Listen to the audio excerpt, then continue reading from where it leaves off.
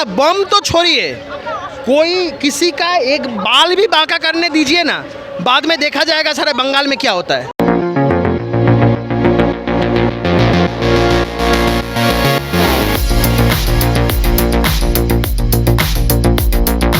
और इनके लिए पूरे तौर पे रिस्पॉन्सिबल रहेगा ये पूरी सरकार, ये जो तृणमूल की जो सरकार है ये पूरी तौर पे रिस्पॉन्सिबल रहेगी। उस दिन आके यही चेतावनी देने के लिए आए थे कि यहाँ पे अगर एक भी किसी का इन्होंने कुछ भी कोशिश किया, कोई झमेला घटाने का इन लोगों ने कोशिश किया, तो सारा बंगाल का जो परिस्थिति है वो इन लोगों के हाथ से बाहर चला जाएगा। एक चीज़ बोलने आया है यहाँ पे, एक तरफ जो लोगों का जो हक की जो बात हो रही है वो यहाँ पे हो रही है, और दूसरी साइड में आप लोग देखेंगे चोरों चक्के कितना ज़ोरों ज़ोर से आवाज़ करते हैं कि हमको जो गाय की जो तस्करी है ये करने देना है, जो कोयला का जो तस्करी है ये हमको करने देना है। ये सभा से यही सब आवाज़ आएगा, लेकिन यहाँ से जो आएगा लोगों का हक का आवाज़ आएगा।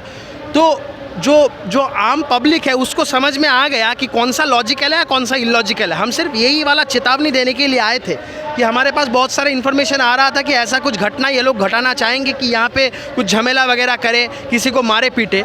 तो हम ये इस मंच से पहले एक तो यहाँ पर बैनर मिला हुआ था जिसमें लिखा हुआ था कि यदि आप लोग अनशन खत्म नहीं करेंगे तो बम से उड़ा देंगे, ऐसा एक तो मिला हुआ था यहाँ करने दी। अच्छा, आपको आधा रात से उठा के लेके चले गए। हम आपसे जानना चाहते हैं, आप तो वकील भी हैं, कानून का कौन ऐसा प्रोविजन है जो कि आधा रात को बिना नोटिस दिए आपके घर पर जाके धरना दे के 4 घंटा वेट करके फिर मामला कोर्ट में है और पुलिस को उसका जवाब कोर्ट में मिलेगा, मिल रहा है और मिलेगा। 27 जनवरी को यहाँ हम लोग अवस्थान में बैठे थे। सिर्फ यहाँ डीए को लेके नहीं बैठे हैं, उसके साथ और भी 2 दाबी है। वो 2 दाबी ये है कि जितना भी आपका शून्य पद है उन सब पे नियुक्ति करना होगा स्वच्छता हिसाब से। तीसरा जो दाबी है, जितना भी कॉन्ट्रैक्चुअल हिसाब से हमारे साथी अलग अलग विभाग में पश्चिम बंगाल में कार्यरत हैं उन सबको स्थायीकरण करना होगा उनके एलिजिबिलिटी के हिसाब से। और रही बात 62 दिन हो गया है, सरकार इतना अमानविक है कि 62 दिनों में सरकार की तरफ से किसी एक भी मंत्री लोगों को समय नहीं हुआ कि आके हमारे इस मंच पे आएँ, हमसे हमारे दावी को लेके बातचीत करें।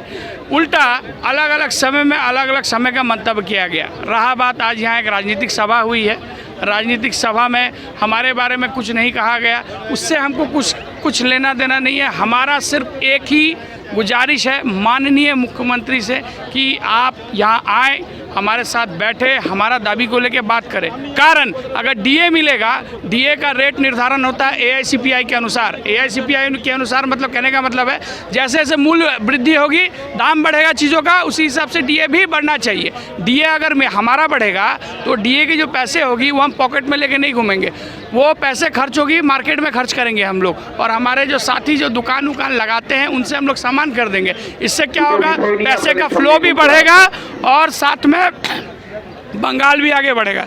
लेकिन बहुत ही दुखद घटना ये है, दुखद बोल सकते हैं, समाचार ये है कि अभी तक किसी भी सरकारी मंत्री लोगों को किसी को समय नहीं हुआ सरकार की तरफ से हमारे यहाँ आए। इंस्ट्रक्शन था डीए के शब्द जैसे ना बोलने के लिए। बगल में आप लोग 2-3 घंटे के लिए अपना अनशन पर माइक बंद रखे हुए थे। रिक्वेस्ट किया था, सीपी पुलिस ने रिक्वेस्ट किया था, तो रिक्वेस्ट मांग के लिए हम लोग वो मानना चाहते हैं, और उसके जो रिक्वेस्ट किया है उसके संबंध भी हम कर जानते हैं। किसका इंस्ट्रक्शन था कि आप डीए को लेकर कुछ भी नहीं बोलेंगे सार्वजनिक मंच से? किसी का हो सकता है, मुझे मालूम नहीं। अगर इंस्ट्रक्शन नहीं था तो किस लिए वो पुकारा, नहीं बोला कुछ। अभी आप लोगों का बात कौन सुनेगा? सब जो शिक्षा मंत्री है सब जेल में चले जा रहे हैं। जो सुनने वाला है वो सुन रहे हैं, जो सुनने वाला है वो एक्चुअली जनता है। हम लोगों का मांग जो ओरिजिनल है वो सुनना चाह रहा है, तो जनता सुन रहा है। आपको क्या लग रहा है, ऊपर से मैंने उनको बाध्य किया गया था कि डीए को लेकर कुछ भी मत बोलिए? वो हम नहीं बोल सकते, मगर यहाँ पे नहीं बोला तो इंस्ट्रक्शन था निश्चय। इंस्ट्रक्शन था, हाँ शायद। नाम क्या हुआ? मेरा इंद्रजीत मंडल है। तो सरकार निर्लज्ज सरकार है। ये डीए के मामले में ये लोग पहले दिन से चुप है और बोल रहा है ये सब हम लोगों के पास पैसा नहीं है। जब पैसा नहीं है तब कैसे आप मोहन बागान को 50 लाख रुपया मिठाई खाने के लिए दिए? आप अगर पैसा नहीं है तो इतना खर्च करके कैसे ये मंच बनाए? और बगल में बैठे हैं दीदी मंच बना के पब्लिक के पैसे में मंच बनाए, कहाँ से पैसा आ रहा है? ये सब नाटक चल रहा है। सरकारी कर्मचारी जो यहाँ पे बैठे हैं धरना पे, ये लोग सब शिक्षित लोग हैं। ये अपने मांग के लिए नहीं बैठे, ये अगले जनरेशन के मांग के लिए बैठे कि अगला जनरेशन लड़का को सही से नौकरी मिले, जो पढ़ाई ख़त्म करने के बाद मेधा के भित्ति से नौकरी मिले। ये सरकार ये नहीं चाहता है कि सही बंदे को नौकरी मिले, इसीलिए तो ये सब नाटक चल रहा है। कोलकाता के मेयर फिरहाद हकीम बोल रहे हैं कि आप लोग नौटंकी कर रहे हैं।